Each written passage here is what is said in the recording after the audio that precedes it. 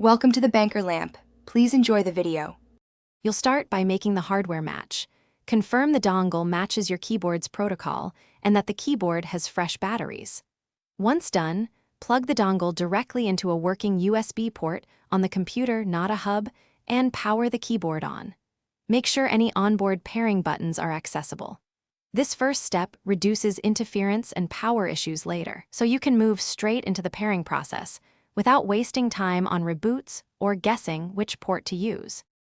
Now initiate pairing by pressing the keyboard's pairing button or the documented key combo.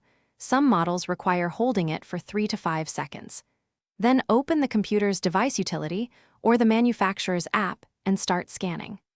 The dongle and keyboard LEDs should blink to indicate discovery. If the dongle appears as a listed device, select it. Make sure to accept any prompts to allow input devices. This step completes the handshake, so the operating system can install drivers and map the keyboard correctly. Finish by testing the keyboard in a text editor and checking special keys and shortcuts. Once connected, ensure the layout and repeat rate are correct in system settings. If it fails, power cycle the keyboard and reinsert the dongle, then retry pairing. This often clears transient errors. Make sure drivers or unifying software are up to date and try a different USB port if needed. A single reliable troubleshooting tip: power cycle and reinitiate pairing before more invasive.